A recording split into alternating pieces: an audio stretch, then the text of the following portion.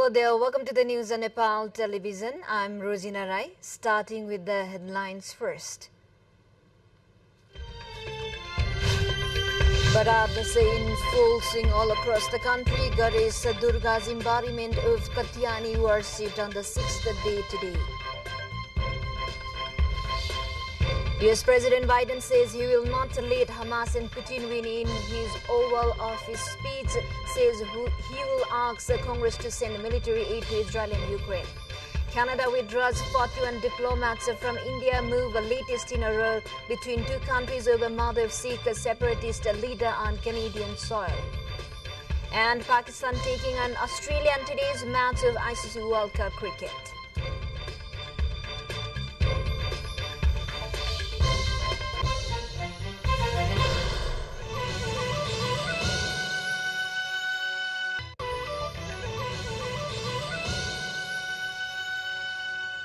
Welcome back. Now we have the news in detail. The 6th day of Bharat is being observed today, worshipping Goddess Katyani. Katyani, an embodiment of Goddess Matrika, and is worshipped on the 6th day of Navaratri. Religious belief that devotees who worship Goddess Katyani remain free from pain, disease and problems. She is depicted with 4 hands carrying a lotus flower and a sword known as khadga in Nepali in her hands. As believed, Katyani was the first to worship her. Therefore, she was named Katyani. The devotees have thronged the Hindu shrines across the country. In the Kathmandu Valley, the devotees are throng at Guheswari, Jaya Bageswari, Maiti Devi, Kalikastan, Naksal Bhagavati, Bhadrakali, Kalanki Mai and several other temples from early morning. Likewise, Planchok Bhagavati, Nala Bhagavati, Kamala Mai, Itcha Kamana, Manakamana, Gadi Mai, Pathibhara, Dantakali, Baglung Kalika, Bindavasini, Talbarahi and other shrines have also received a large number of devotees on the 6th day of the Bharat Dasai today. Meanwhile, more and more people are leaving Kathmandu for their hometown to rekindle with their near and dear ones. The volume of outbound travelers is expected to rise today. The exodus from the valley is taking place through 4 key checkpoints, Nagdunga, Jagate, Farping and Morku, as people embarked on their journeys back home to partake in the festivities of Dasai. Now to the further development, the area police office Banepa has seized a total of 92 sacks of sugar that was brought by evading taxes. The police said that a truck has been impounded from Banepa Municipality 7 along with the sugar during a security check on Thursday. It is said that the sugar was being supplied by covering from the sacks filled with paddy. The market value of the sugar is around 600,000 rupees, according to police. Truck driver 27-year-old Raju Timilsina has been detained. The police said that the truck and the good seized during the security check has been sent to the Department of Revenue Investigation at Harihar Bhavan in Lalitpur for further investigations. The Rasua Revenue Office in Timure has accumulated twofold of revenue during September of current fiscal year 2080-81 BS. And revenue collection this time has exceeded by 193.67% than the target set by the Rasua Revenue Office for the current fiscal year. Chief of Revenue Office Timure, Ramprasad Pathak, has informed that the office has so far collected 2.35 billion rupees of revenue in September alone.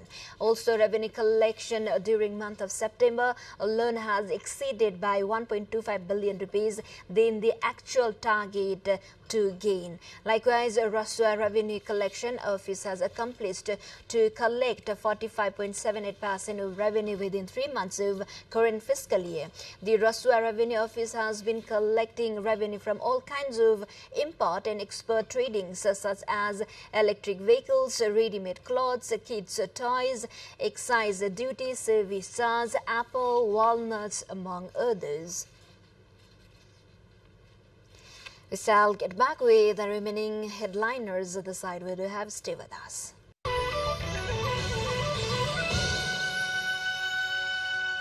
Welcome back. Now we have updates from international front lines.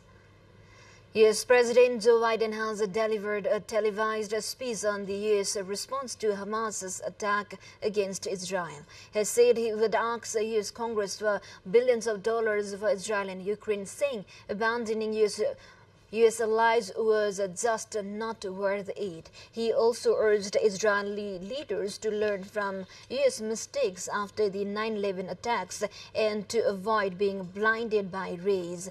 Biden's speech comes after his whirlwind trip to Israel and after an agreement was reached with Egypt to allow some aid to into Gaza. Gaza remains under siege, with Israel blocking supplies of water, electricity, food and fuel. Water, electricity, food and fuel across its border. The most serious escalation in the conflict in decades erupted on 7 October when Hamas attacked, killing more than 1,400 people. More than 3,700 people have been killed in Gaza since then, the health ministry in the Hamas-run territory says. Now we have updates from other parts. 41 Canadian diplomats have recently left India amid a rift over the murder of a Sikh separatist leader on Canadian soil. India asked Canada 2 weeks ago to withdraw dozens of its diplomatic staff and threatened to remove their immunity if they remained.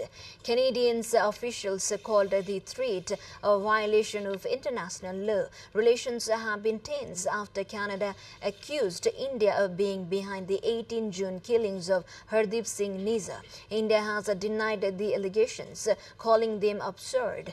On Thursday, Canada's Foreign Minister Melanie Joly confirmed that many Canadian diplomats and their dependents in India have now left the country. The International Monetary Fund (IMF) is looking for a strong budget and narrower deficit from Sri Lanka as it seeks funding to bridge the gap between government revenue and expenditure. The IMF mission chief the country said on Friday.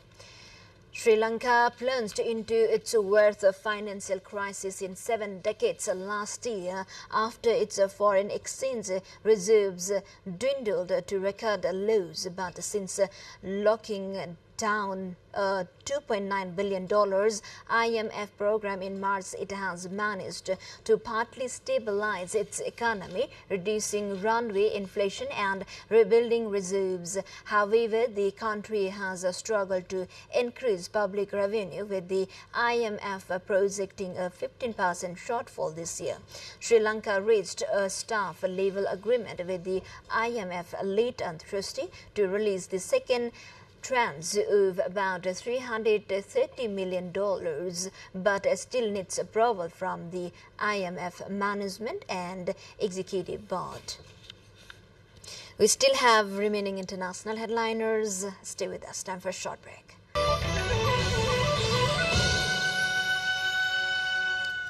Welcome back. Thank you for staying with us. Now we have remaining international headliners. The military government in Niger says it has foiled an attempt by the deposed former President Mohamed Bazoum to escape from custody. The former president attempted to flee in the night with his family, cooks and security, a military spokesman said. There were plans for the group to fly out on helicopters, but the plan was foiled, he added. Bazoum has been under house arrest since members of his presidential guard staged a coup in late July. China's State Administration of Cultural Heritage has unveiled the latest findings and achievements of the deep-sea archaeology of 2 ancient shipwrecks in the South China Sea.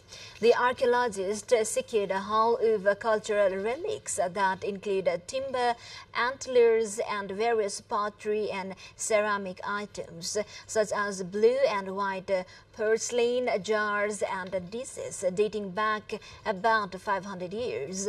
The wrecks were first discovered in October 2022 after about 500 exploratory dives. They were identified as being from the Ming dynasty. The discoveries provide a solid historical evidences of the ancient Silk Road. To the more updates, before that, let's have a quick look into the highlights of the site.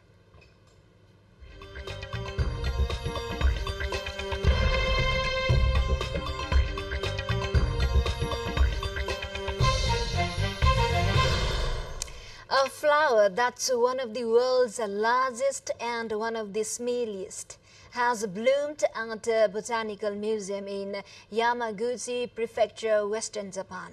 The Titan arum, native to the Indonesian island of Sumatra, began to bloom on Monday at Tokyo Park in the Ovi city. The plant, with its stem, stands 1.8 meters tall. The flower itself measures 67 centimeters across. The stem and the pistils around the cream-colored inner flower spike emit an odor resembling rotating fleece, which attracts pollinating insects.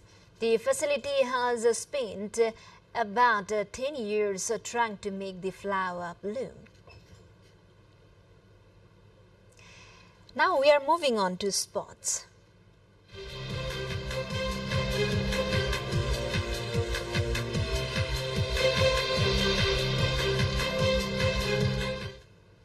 Pat Cummins led Australia is all set to clash with Babar Azam's Pakistan in match number 18 of ICC Cricket World Cup 2023 today. The clash between Australia and Pakistan will take place at 2:15 p.m. NST at the M. Chinnaswamy Stadium in Bengaluru. Australia has won only one of the 3 games, that is, it has played in the ongoing ICC World Cup tournament, while Pakistan won 2 of its 3 opening matches and went on to a loss against India in its last game at the Narendra Modi Stadium in Ahmedabad, Gujarat. Pakistan is also ahead of Australia on the points table.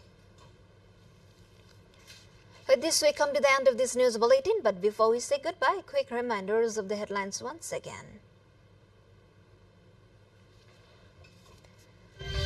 Goddess Durga's embodiment of Katyani being worshipped on 6th day of Bharat Dasai. Today, people continue to leave Kathmandu Valley in droves for Dasai. US President Biden says he will not let Hamas and Putin win his Oval Office speech, says he will ask Congress to send military aid to Israel and Ukraine. Canada withdraws 41 diplomats from India, move latest in a row between 2 countries over murder of Sikh separatist leader on Canadian soil. And Pakistan taking on Australia in today's match of the ICC World Cup cricket match to kick off at 2:15 p.m. NST.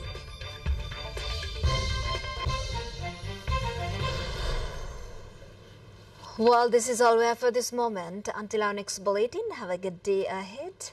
Namaste.